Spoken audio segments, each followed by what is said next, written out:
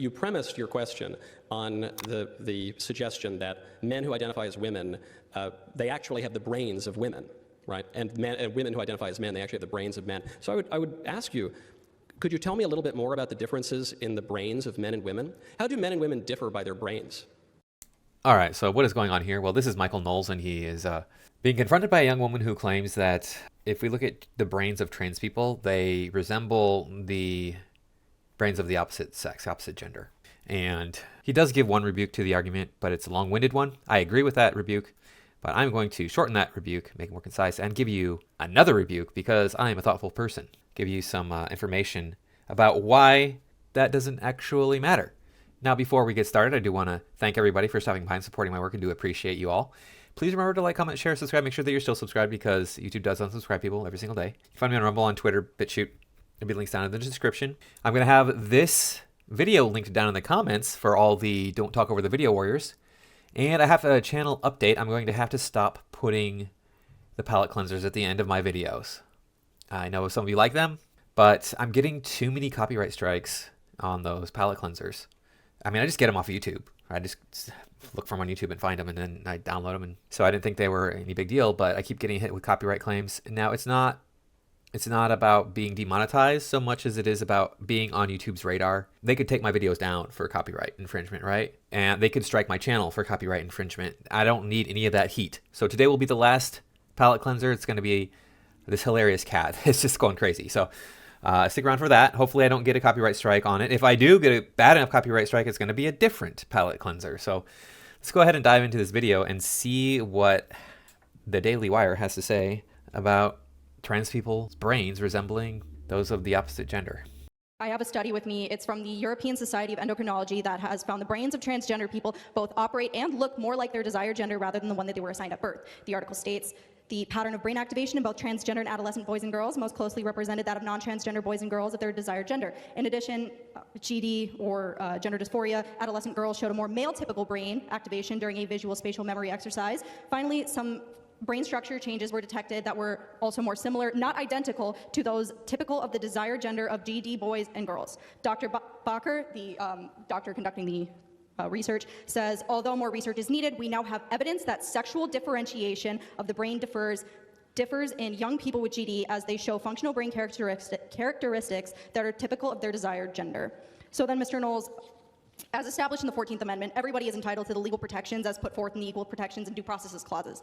So the interpretation of these clauses can be found in Griswold v. Connecticut, Loving v. Virginia, and Obergerville v. Hodges, the landmark cases enshrining the rights to birth control, interracial marriage, and same-sex marriage. So if the 14th Amendment stands correct, these legal bans on transgender care and their existence in general are therefore viciously in violation of the 14th Amendment. These laws are also not neutral nor generally applicable as required to have a law be constitutional. The precedent can be found in the rulings of the Employment Division, Department of Human Resources of Oregon v. Smith. You know, I fear that I was going to be the only one to give a speech tonight, but I'm glad that I get to attend a speech as well. Yeah, will you shut up? I mean, seriously, this woman is just on a tirade. It's not actually a tirade, but she's just like freaking speed reading this stuff. It's hard for me to even keep up. It's so fast. I apologize for the longevity. But so then, Mr. Knowles, due to your call for the good of society, transgenderism must be eradicated from public life entirely. What do you propose we do? We cannot violate the U.S. Constitution, and as seeing as these laws and bills are targeting and are only applicable to approximately 1.2 to 1.8% of people aged 13 to 17 and approximately 0.4 to 0.6% of the ages 18 and above, it is obviously and very clearly not neutral nor generally applicable. So, all right, so it's not applicable to that many people. Those are grossly exaggerated numbers, as we've discussed. And I would say that the number is actually 0, and I'll tell you why, don't worry. And just change the Constitution then. You can't violate the Constitution, although the woke loves to, but we can make an amendment to the Constitution. So I ask you again, what do you propose we do to address this issue that is not in violation of the Constitution and is humane? There was a lot there, so let's take it from the top.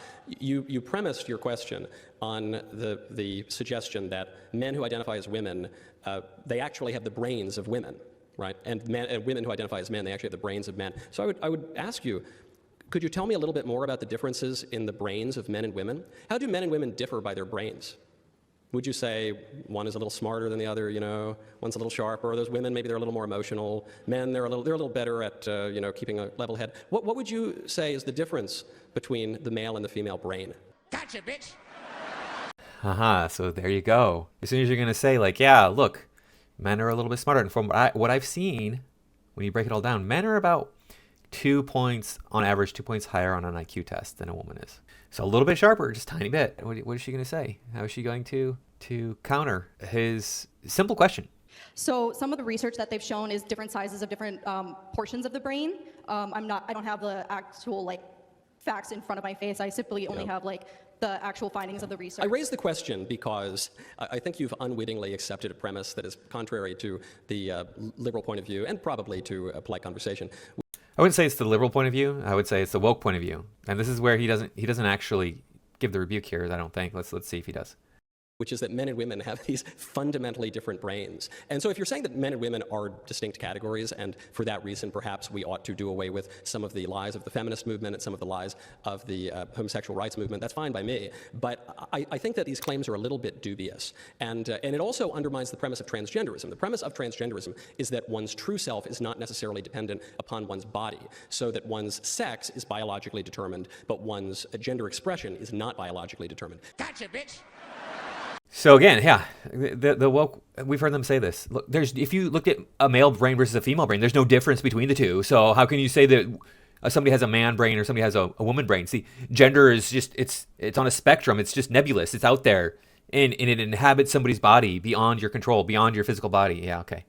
Give me that garbage. It's socially constructed and can be whatever one wants it to be. But the case that you've just presented for transgenderism is different than that. What you're saying is that actually transgenderism is biologically determined because the brain is an organ of the body. So what you're really claiming is that these men who claim to be women, they just are biologically women. So you're free to pursue more studies on this. The studies that I've seen are pretty scant, pretty weak, and are not particularly persuasive. But sure, you can have all of those studies. It still doesn't address the question of transgenderism, which is what happens when someone wants to identify as a sex that is different from their physical form.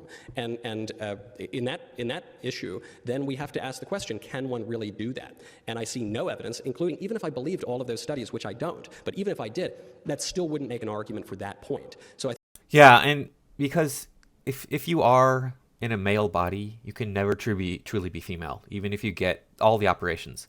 If you are in a female body, you can never truly be male, even if you get all the operations. And everything is gone swimmingly and everything has gone as perfect as possible.